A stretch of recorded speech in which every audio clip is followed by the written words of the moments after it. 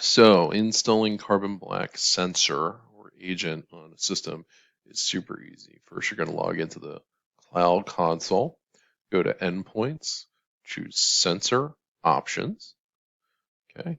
And then, for your typical pilot, you're going to want to do send or POC. You're going to do a send invite.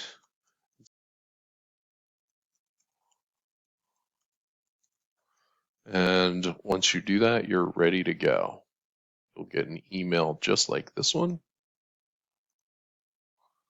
which will have your authentication code.